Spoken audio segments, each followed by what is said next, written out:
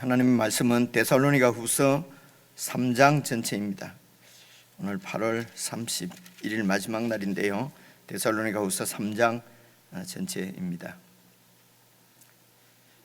신약성경 335페이지 3장 1절부터 제가 먼저 읽겠습니다. 끝으로 형제들아, 너희는 우리를 위하여 기도하기를, 주의 말씀이 너희 가운데서와 같이 퍼져나가 영광스럽게 되고, 또한 우리를 부당하고 악한 사람들에게서 건지시옵소서 하라. 믿음은 모든 사람의 것이 아니니라. 주는 미쁘사 너희를 굳건하게 하시고 악한 자에게서 지키시리라.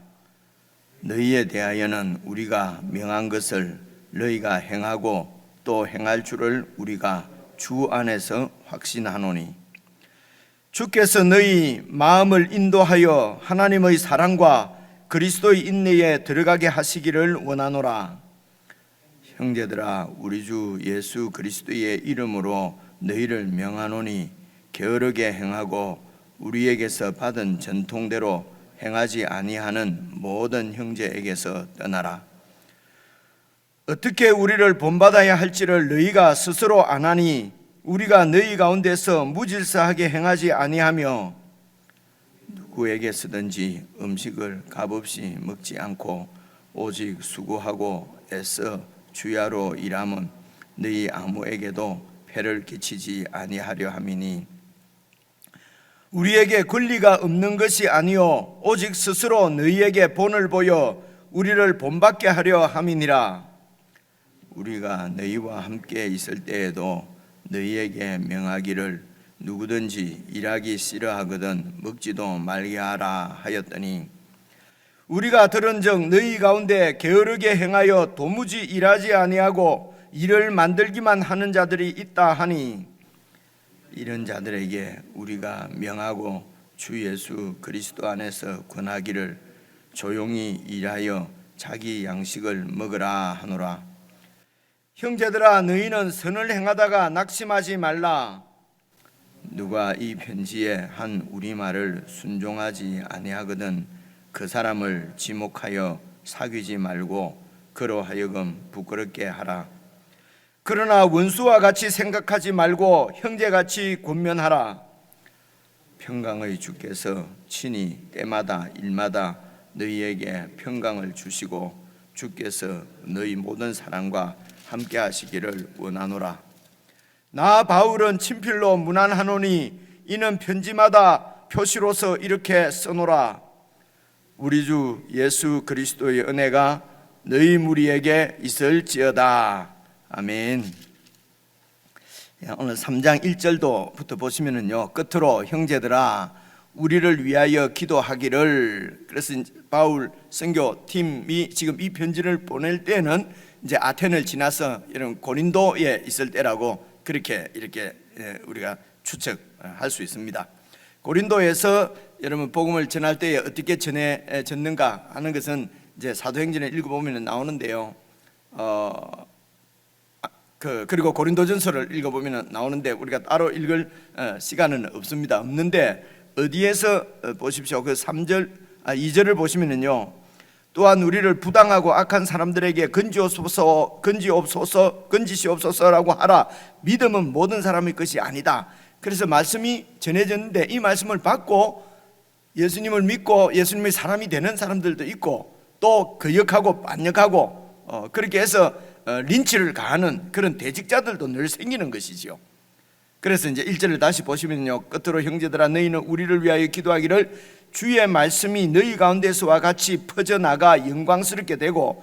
그러니까 주님의 말씀은 하나님의 영광스러운 하나님의 말씀이기 때문에 그 말씀 자체로서 이 세상의 모든 영광보다도 더 영광스러운 하나님의 말씀 그 자체로서도 영광스러운 말씀입니다. 그런데 참 우리들이 감당하기 힘든 우리에게 주신 복, 우리가 감당할 수 없는 그런 하나님의 은혜가 뭐냐면요, 주의 말씀이 너희 가운데서와 같이 퍼져나가 영광스럽게 되고. 그래서 이 말씀이 데살로니가 성도들에게서 그 말씀이 사라지는 것이죠. 그 말씀이 나타나는 것이죠. 그렇게 해서 주님의 말씀이 영광을 받는다는 것입니다. 말씀을 받은 우리들이 그 말씀에 순종하고 그 말씀을 살아낼 때에 이 말씀이 영광스럽게 되고 이렇지 않습니까? 그죠? 이 영광스러운 말씀이 우리 가운데서 영광스럽게 된다는 말씀 묵상하실 때 좀 이렇게 깊이 좀 생각하실 수 있으면 좋겠고요. 그리고 2절 보시면 우리를 부당하고 악한 사람들에게서 그래서 이렇게 꼬투리를 잡고 괜히 이렇게 이 복음 전도자들에게 이런 박해를 가하는 그런 무리들이 생겼다는 것입니다. 여러분 잘 아시지만은 그런 부당하고 악한 사람들은 그 속내가 어떤 거였습니까? 시기였지요. 그죠? 시기입니다. 내가 영광을 받지 못하면 내가 지금까지 이런 어떤 질서 가운데서 왕 노릇하고 주인 노릇하고 그리고 영광 받고 있었는데 지금 바울이 와서 다른 복음, 이 사람들이 생각할 때는 다른 복음입니다. 그러니까 가이사의 복음이 아니고 로마 황제의 복음이 아니고 로마 황제가 그때 평안을 주고 평화를 주고 안식을 주고 로마 황제가 이 백성들을 정말 구원한다고 그때는 그렇게 생각을 했거든요. 지금도 왜 훌륭한 이런 국가 지도자들을 우리를 구원했다 그러고 그래서 네덜란드를 건진 사람 이렇게 한국을 이렇게 부유하게 한 사람 이렇게 해서 여러 이런 존경받는 사람들이 많이 있지 않습니까? 그래서 이런 사람들이 하나님의 뜻에 의해서 하나님의 사람으로 세워지지 않으면 내 영광이 다른 왕, 다른 예수, 다른 임금 예수로 통해서 무너지지 않습니까? 그래서 이런 것을 그냥 표현할 때 자기중심적 이렇게 그냥 한마디로 표현합니다. 계속 이렇게 설명을 할 수가 없으니까요. 그래서 자기중심적이라는 말을 왜 이렇게 설명을 하냐면 아니 사람들이 다 자기중심적으로 살지 그럼 자기 중심으로 살지 내 가정 중심으로 살지 어떻게 살아란 말이냐 이런 의문이 있음에도 불구하고 교회 와서 자기 중심적으로 살지 말라 이러면은 이런 것들이 내 말씀이 안 된다 말입니다. 성경은 그렇게 말하지만은 그렇게 사는 사람이 어디 있냐 이렇게 생각을 하거든요. 그런데 자기 중심적이라는 것이 우리가 생각하는 정말 내 가정을 내가 돌보고 내가 책임지고 내가 내 삶을 오늘 말씀이 나오는 대로 규모 없이 행하지 않고 이렇게 계획 세워서 내 자신을 살아가 이건 내 중심적인 삶 아닌가? 그래서 잘못하게 되면은 내 중심적으로 살지 말라 그러면은 그냥 규모 없이 그냥 계획도 없이 그렇게 이렇게 그냥 살아버린단 말입니다. 그렇게 될 위험도 있는 것이죠. 그래서 이런 우리가 말로 이렇게 딱 표현을 하면은 많은 설명이 필요할 만큼 말 뜻이 원래의 의미를 우리가 찾으려면은 하나님께서 당신의 마음을 우리에게 전해 주시는데 그 원래의 마음을 의도를 찾는 것은 그렇게 쉽지가 않다는 것입니다. 그것을 이제 우리는 이 말씀을 해석한다 이러는데요. 그래서 그렇게 해석을 한다는 것은 무슨 지식을 위해서 하는 것이 아니라 하나님께서 하신 말씀의 의도를 정확하게 파악을 하려고 그러는 것입니다. 그래서 그 당시 데살로니가 교회의 상황이 어땠는지 그리고 또 그때는 이런 말을 어떤 뜻으로 썼는지 그리고 자기 중심적이라고 그러면 그것이 어떤 의미를 갖고 있는지 다양한 이런 예를 들어서 우리가 잘 이렇게 살펴야 그래서 설교를 들어야 이 말의 의미를 알 수가 있다는 것입니다. 목사도 그렇습니다. 한번 이렇게 설교한다고 이 하나님의 뜻을 다 드러낼 수가 있겠습니까? 그죠?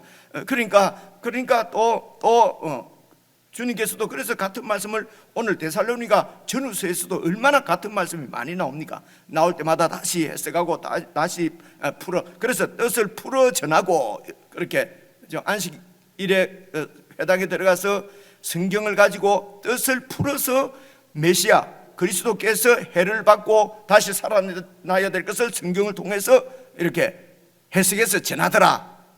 그죠? 바울이 전할 때도 그런 말씀도 우리가 그제 같이 읽었지 않습니까? 그런 것입니다. 그래서 지금 주님의 말씀도 영광스럽게 이렇게 퍼져나가고요. 그리고 부당하고 악한 사람들은 한마디로 말하면 자기중심적인 사람들입니다. 그래서 이렇게 자기중심적인 사람들의 특징은 내가 조금 이렇게 자존심이 상하거나 내가 이렇게 억울한 일을 애민소리라 그러죠. 오해를 받거나 억울한 일을 당하거나 그러면 참지 못합니다. 죽습니다. 그렇게 되면요. 내 어떤 내 어떤 이런 그 위신, 체면이 깎이거나 이러면 그런 것을 참지를 못. 이런 걸 자기 중심적이라 그런단 말입니다. 그죠? 그래서 이런 자기 중심적인 사람들은 자기의 그 위신을 세우고 자기의 자존심을 세우는 일을 위해서는 상대를 죽이기까지 합니다. 그죠? 그런 것을 우리가 사도행전에서 쭉 살펴봤지 않습니까? 우리 생각대로 말고요, 성경에 이렇게 쭉 나오는 상황들을 우리가 이렇게 살펴봤습니다. 그래서 이런 부당하고 악한 사람들에게서 우리를 건져 주십시오라고 기도 좀 해달라는 것입니다. 이유가 뭡니까? 믿음이 모든 사람의 것이 아니더라는 것입니다. 그리고 3절을 보십시오. 3절을 보시면요, 주님은 믿음직스러우셔서 미쁘사는 신실하셔서, 이런 말입니다. 주님은 신실하셔서 너희를 굳건하게 하시고 악한 자에게서 지켜주실 것이다. 우리 주님은 우리와 늘 함께 하시면서 우리를 지켜주신다. 그리고 4절 보시면요, 너희에 대하여는 우리가 명한 것을, 내가 전한 복음을 너희가 그대로 행하고, 그리고 또 우리가 전한 이 복음을 또 행할 줄을 우리가 주 안에서 확신하노니 너희는 이런. 그래서 지금 사도 바울이 그리스도에게서 받은 복음을 지금 그들에게 전한 것입니다.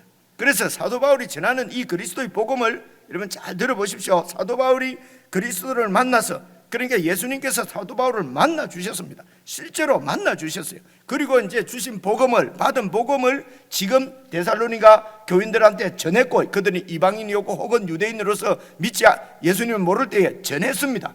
그리고 예수님께서 말씀하시기를 그 나라를 살아가려고 하면은 다른 임금 예수니까요, 이렇게 살아야 된다, 이렇게 살아야 된다 라고 설교한 것을 너희들이 그대로 지킬 줄로 믿는다 말입니다. 그래서 사도가 전한 복음을 그대로 순종할 줄 믿는다. 이것이 쭉 발전돼서 목사가 지금 설교하는 것을 여러분 믿어야 됩니다, 받아야 됩니다, 하나님 말씀입니다, 이렇게 여러분 하시면 안 된다 말입니다. 그렇게 오해하시면 안 돼요. 하나님의 말씀은 그 원색적인 복음은 사도가 받아서 그 교회에 전한 복음입니다. 그래서 교회는 예수 그리스도가 모퉁이 돌이고 그 교회의 기초는 바로 사도들이라고 되어 있습니다. 디모데 전서인가 후서 보면은요, 사도들이 그 교회의 그 기초입니다. 기초. 그들이 전한 복음 위에 교회가 세워졌다는 것입니다. 그래서 이들이 전한 복음이 바로 예수 그리스도의 복음입니다.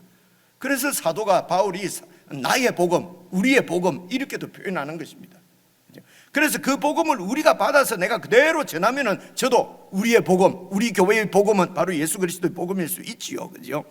그래서 이 사도의 복음이 그들에게 교회를 세운, 교회의 기초가 되는 사도의 복음이 어떤 것인지를 잘 풀어서 우리가 함께 이해하고, 이것이 하나님의 말씀이지 그냥 어떤 목사의 견해나 목사의 생각이나 이 세상을 살아가는데 이렇게 살아야 되겠습니다, 저렇게 살아야 되겠습니다, 뭐 무슨 어떤 이데올로기를 가지고 살아야 되겠습니다, 어떤 사상을 가져야 되겠습니다, 어떤 사상이 더 좋습니다, 이런 건 다 그냥 이 세상 사는 내 생각일 뿐입니다.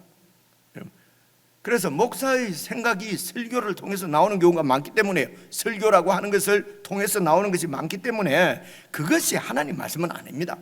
그게 예수 그리스도의 복음은 아니란 말입니다. 그렇죠? 저도 제가 하는 모든 말이 이게 바로 근위 있는 하나님 말씀을 보면 이렇게 말하고 싶지요. 그죠? 그렇게 하면은 여러분이 저를 더 만만하게 안 볼 거 아닙니까? 그죠? 아이고, 목사한테 말 잘못했다가는 벌 받겠구나. 그죠? 목사가 저주하면 그냥 저주가 임하겠구나. 이렇게 하면은 참, 그렇게 하면은 세워지는 것이 그리스도를 빙자해서 제 왕국이 세워지지 않겠습니까? 그죠? 그래서 자꾸 그 말씀을 드리는 것입니다. 햇말 왜 또 하냐? 그죠? 근데 이런 말씀을 듣고도 계속해서 그리스도의 복음이 아니라 자기 편한 대로 사람 말을 따라가기 때문에 그렇습니다. 그렇죠?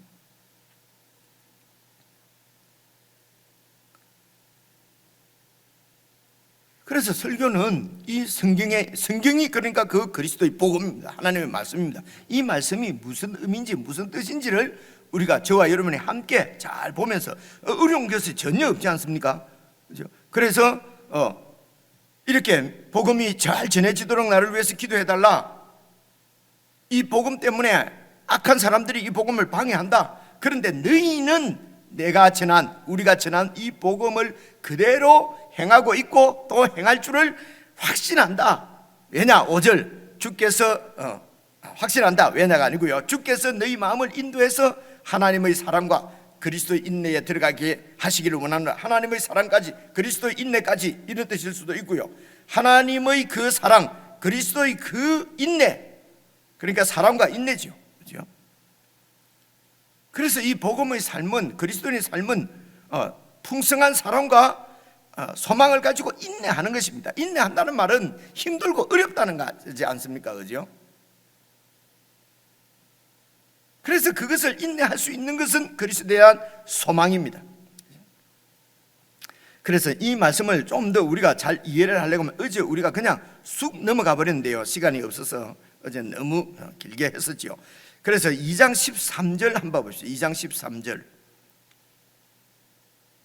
어제 말씀인데 보십시오. 주께서 사랑하시는 형제들아, 우리가 항상 너희에 관하여 마땅히 하나님께 감사할 것은 하나님이 처음부터 너희를 택하사 성령의 거룩하게 하심과 진리를 믿음으로 구원을 받게 하심이니, 이를 위하여 우리의 복음으로 너희를 부르사 우리 주 예수 그리스도의 영광을 너희들이 얻게 하려 하심이니. 그러니까 데살로니가 성도들에게는 이런 확신을 말씀을 하시는 것입니다. 하시면서 15절, 그러므로 형제들아 굳건하게 서서 말로나 우리의 편지로 가르침을 받은 그 전통을 지키라. 우리가 그냥 전통이 사람을 그죠? 전통이 이렇게 사람을 멸망으로 끌고 가는 것이다. 우리가 이런 이야기들을 또 다른 복음서에서 많이 봤습니다. 그죠? 그래서 전통은 우리가 지키면 안 되는 것으로, 그죠? 성경에 그렇게 나와 있으니까요. 그죠? 그런데 그 전통은 정말 그리스도의 복음을 대적하는 장로들의 유전이었어요. 그 당시 유대교 장로들의 유전이 예수 그리스도의 복음을 대적했단 말입니다. 그런데 그 장로들의 유전이 바로 사람의 그 열심을 내세우고 사람을 세우는 것이었어요. 다시 말해서 인간 중심적인, 내 중심적인 그런 유전이었거든요. 그러니까 예수 그리스도의 복음에 배치가 될 거 아닙니까? 그죠? 그래서 그 장로의 유전이라는 것이 아주 거룩하게 보이고 영광스럽게 보였단 말입니다. 하나님을 섬기는 것 같았단 말입니다. 그래서 아주 교묘하게 예수 그리스도의 복음을 대적하는 거였어요. 그래서 그 전통을 경계한 것입니다. 여기 전통은 예수 그리스도의 복음을 말로나 편지로 받고, 그죠? 그 가르침을 받은 전통을 그대로 지키는 것입니다. 하나님의 말씀을 지키는 것입니다. 여러분, 전통 지키면 안 된다 뭐 이러면서, 그죠? 그래서 한쪽만 봐서는 절대로 안 되고요. 전체를 보고 그 말의 뜻을 전체적으로 그 원래 이 말의 뜻이 무엇인지를 잘 살피지 않으면은 이렇게 오해를 한단 말입니다. 여러분, 전통을 우리가 따라가면 되겠습니까? 어떻습니까? 전통을 따라가면 안 되지요. 그죠? 전통을 우리가 지키면 되겠습니까? 전통을 지키면 안 되지요. 그런데 오늘 말씀은 뭡니까? 말로나 우리의 편지로 가르침을 받은 전통을 지키라. 그죠? 그래서 말로나 우리의 편지, 이게 바로 성경입니다. 오늘 우리에게는 그 사도들의 말이나 사도들의 편지가 지금 성경으로 우리에게 주어져 있거든요. 그죠? 그래서 말로나 우리의 편지, 다시 말해 성경으로 가르침을 받은 그 전통을 지키라 말입니다. 성경으로 가르침을 받은 전통. 이 말씀을 또 왜 하냐면요, 쭉 올라가서 2절에 한번 봐보십시오. 2절 보시면요, 2장 2절입니다. 영어로나 또는 말로나 또는 우리에게서 받았다고 하는 편지, 성경이지요. 성경을 가지고 주님의 날이 벌써 이르렀다, 이렇게 해서 성도들의 마음을 막 흔들고 쉽게 두려워하고 흔들고 두려워하도록 그렇게 만드는 사람들이 있단 말입니다. 성경을 가지고 이렇게 이 성경을 왜곡하거나 혹은 부풀리거나 그렇게 해서 엉뚱한 이야기를 만들어내는 경우도 있기 때문에, 그래서 그 말의 정확한 뜻을 잘 이해하고 깨닫고 그리고 그 말씀을 붙들어야 된다는 것, 이것이 전통이란 말입니다. 이해가 오시죠? 그죠? 이게 편지니까 다 상대방에게 할 말이 있어서 쓰는 것이고요, 알아듣게 다 보내는 거 아니겠습니까? 앞뒤를 잘 맞춰 보시면은요, 그죠? 그래서 이런 전통, 하나님의 말씀을 가지고 우리가 영어로나 또는 말로나 편지로 보낸 하나님의 그 말씀을 왜곡하고 부풀리고 엉뚱하게 다른 이야기를 만들어내는 경우가 있기 때문에,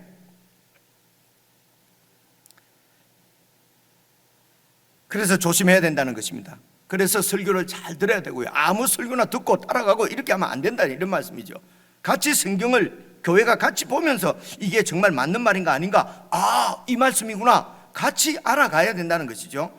그래서 여러분 2장 15절에 나오는 이 말로나 우리의 편지로 가르치는 그 가르침이 뭐냐 그러면요, 2장 1절부터 12절 어제 우리가 본 말씀입니다. 예수 그리스도께서 강림하신다는 것입니다. 그분이 강림하시는 것은 무슨 그 강림하시는데 이 땅에 속한 시간적으로 뭐가 막 이렇게 있는 것이 아니에요. 그죠? 여러분 오늘 우리가 예수님께서 우리와 함께 하시지 않습니까? 예수님이 어떻게 함께 하십니까?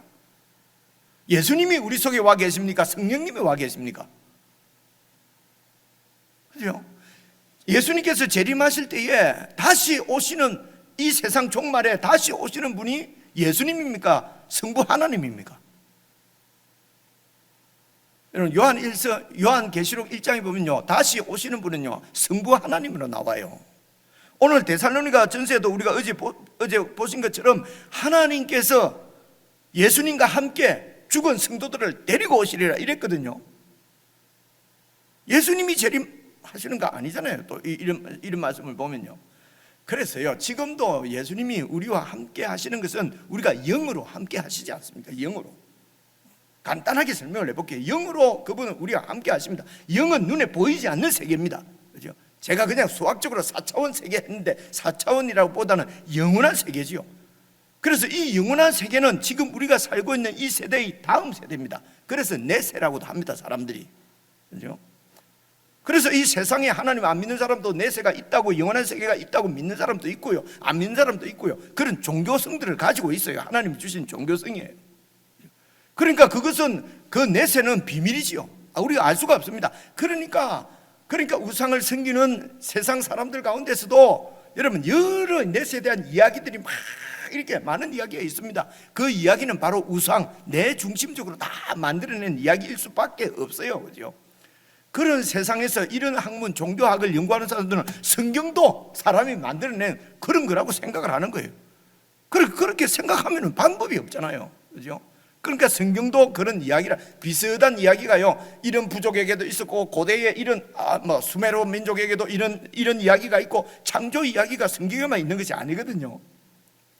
또 길어지네요. 그죠? 또 그래서 성경도 사람들이 그렇게 믿기가 힘듭니다. 그런데 믿는 너희들, 데살로니가 교인들, 너희들 보니까 믿는구나, 하나님이 택하셨구나, 그죠?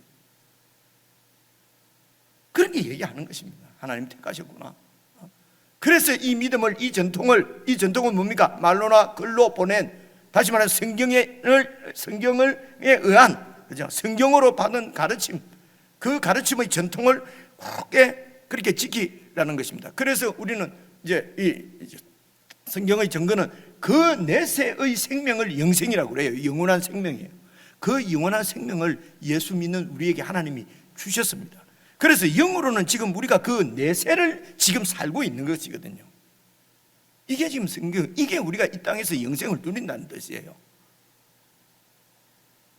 그래서 우리의 생명은 지금 영원한 생명을 이미 저 세상 내세의 생명을 이미 받아서 살고 있는 거란 말입니다. 어떻게 하냐고요? 성경에서 그렇게 증거를 하니까 이게 하나님의 뜻이구나. 그래서 이 영생을 어떤 사람에게 누가 주십니까? 예수 믿는 자에게 하나님께서 주신단 말입니다. 증거가 있지요. 이 땅에 육신적인 생명을 창조하신 분이 그분이에요. 그래서 이런 영적인 생명도 그분이 창조해서 주시는 것을 믿는 것입니다. 믿고 보니까 내가 하나님 영생을 받았어요. 이 영원한 생명을 내가 받지 않으면 우리 하나님을 내가 이렇게 아버지라고 부르지 못하고요, 하나님 믿고 이렇게 평안하게 살 수가 없어요. 예수님이 보이지는 않지만은 내 주님이시고 그분이 다시 오시기를 내가 그렇게 기다리고 이럴 수가 없어요. 이 영생을 받지 않으면은. 그죠? 거룩하게 살고 싶은 욕망이 여러분 있지 않습니까? 그리스도의 말씀대로 이렇게 교회를 섬기고 성도들을 섬기면서 그냥 남은 인생 살고 싶지 않습니까? 그래서 기도하시는 것이 주님 막 부를 때가 될 때까지 나를 건강하게 해주셔서 늘 주님을 예배하다가 성도들을 섬기는 사랑을 베풀다가 주님과 동행하다가 그냥 죽게 해 주옵소서. 여러분 이런 기도 하시잖아요. 그죠? 이게 뭡니까? 영생을 받지 않고서는 있을 수 없는 일이거든요. 그래서 그 영원한 생명을 이미 영적으로 이 생명을 받아서 합니다. 그런데 우리 몸은 아직도 영원한 몸이 아니고 이 세상에 속한 몸이란 말입니다. 쉬운 얘기인데 제가 예를 냅니다. 그래서 이 몸을 가지고는 내세를 살 수가 없어요. 고린도전서 15장에 나오는 얘기예요. 너희들이 혈과 육으로는 하나님 나라를 받을 수 없느니라. 이 말씀이 그 말씀입니다. 이 몸을 가지고는 영원한 나라를 들어갈 수가 없단 말입니다. 그래서 이 세상을 이제 시작하신 분이 끝내시는 날에 이 세상을 끝내고 이제 영원한 세상이 시작되는 것이죠. 그래서 영원한 세상이 그때부터 있다는 것이 아니고 이미 시간적으로는 있는 것이죠. 영원하니까 시작도 없습니다. 그래서 그 나라에 적합한 몸으로, 다시 말하는 영의 몸으로 이 몸을 변화시킨다는 것입니다. 이게 죽은 자의 부활이고 살아있는 우리는 변화된다는 얘기입니다. 그래서 주님께서 오시면은 영원한 생명을 갖고 있는 자들이 영원한 몸을 입는 것입니다. 이해가 오십니까? 그죠? 그 영원한 몸을 입는 것은 이 세상에 속한 몸이 아니에요. 언제 휴가하고 언제 올라가고 언제 내려오고 언제 7년 동안 무슨 잔치를 하고 1000년 동안 이 땅에서 또 살고.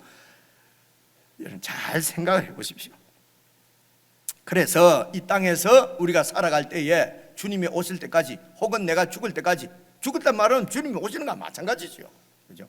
그 때가 될 때까지 영생, 저 세상의 생명을 받은 우리들은 이 땅을 어떻게 살 것인가? 주님 오실 때까지 어떻게 주님을 기다리며 이 땅을 살아갈 것인가? 첫째가 뭡니까? 이 어두운 세상에 속해서 세상의 욕심을 따라서 살면 안 되지요. 당연하잖아요. 그죠? 내 중심적으로 살면 안 되지요. 그죠?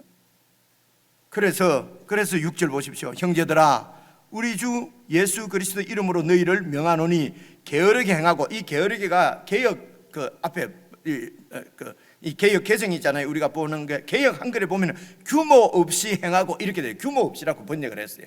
근데 이번에 번역을 보니까 게으르게 이렇게 번역을 했네요. 그래서 말 원래의 의미가, 이 게으르게는요, 무질서하게, 아무렇게나 이렇게 번역하는 게 제일 좋을 것 같아요. 기준이나 질서 없이 게으르게 행한다는 그런 말입니다. 그래서 하나님 사도들이 주신 예수 그리스도의 복음, 예수 그리스도의 기준에 대해서 게으르게 행한다는 것입니다. 그죠?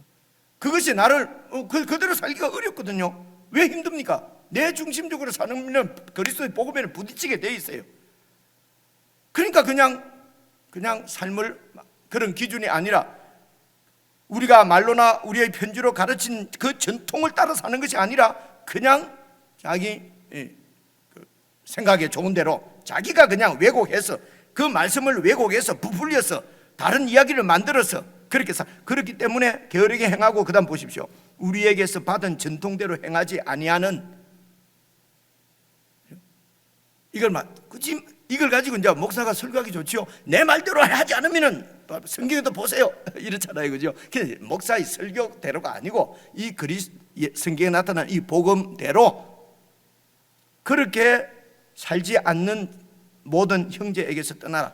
그래서 또 형제라고 얘기하잖아요. 그죠? 이거는 아직도 복음을 받아서 교회에 연결은 됐지만은 아직도 자기 중심성을 버리지 못하고, 그죠? 자기 편한 대로 규모 없이 살아가는 형제들에게서 그 형제를 어떻게 해야 되겠습니까? 떠나라고 그러네요. 오늘 보니까. 왜냐하면 우리의 연약함 때문에 자꾸 교제하고 그러면은 대개가 우리는 그냥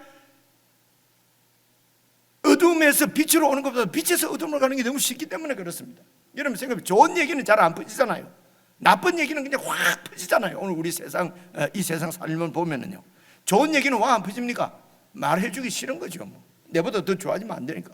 나쁜 얘기는 막 얼마나 순식간에 퍼지는지 알 수가 없습니다. 이렇기 때문에 그런 복음을대로 순종하지 않는, 규모 없이 행하는 이런 자들에게서는 떠나라, 깊이 교제하지 말라는 것입니다. 7절입니다. 어떻게 우리를 본받아야 할지를, 우리가 어떻게 규모 있게 살았는가. 내가 처음 들어와서 너희들에게 복음을 전할 때도 복음 전한다 그러면은 막 복음만 전하고, 그죠? 우리가 옛날에 그런 소리 들었어요. 전도하는 것이 우리의 주업이고 회사는 부업이다. 그래서 회사 가고도 회사 일은 안 하고 말입니다. 막 복음 전한다고 이것저것, 그죠? 그럼 회사에서 돈도 받지 말아야 되죠. 그죠? 이건 회사 돈을 도둑질하는 것입니다. 근데 이전에는 그걸 모르고 그것이 하나님 나라에 충성하는 건 줄 알고 막 그렇게 한 거예요. 나중에 성경을 다 읽어보니까 그게 아니었어요. 그죠? 그래서 지금 바울이 뭐라고 그럽니까? 우리가 너희들 가운데서 복음 전할 때 무질서하게 살지 않았다. 그래서 8절입니다. 복음 전한다는 걸 믿기로 누구든지 음식을 값없이 얻어먹지는 또 않았고, 수고하고 애써서 주야로 일한 것은 이유가 뭐냐? 너희 아무에게라도 폐를 끼치지 않으려고. 9절입니다. 우리에게 그런 권리가 없는 것이 아니고 너희들이 오해하지 않도록 복음 전한다는 핑계로 그냥 그 당시에 그럴 만한 시간이 없어서 더 설명을 못하겠습니다. 이러면 계속 생각을 해보십시오. 그 당시에는요 그렇게 해서 밥 벌어 먹고 사는 사람들이 많았거든요. 그 당시에는요 이 로마 시대에는 후원자 제도가 있었어요. 그래서 돈 많은 부자가 없는 사람을 이렇게 후원 연결해서, 요즘도 그런 거 있잖아요. 이전에도 그래 있었어요. 그래서 이제 많은 이런 이제 이 서민층에서 그런 후원자 하고 이렇게, 그래서 그 후원자들은 다 부자면서 정치적으로도 영향력을 갖고 있는 사람입니다. 그래서 그 정치적인 그 당시에도 그랬어요. 그렇게 해서 이런 정치적으로 그걸 후원해주고 이제 이 후원 받는 사람이 말입니다. 그죠?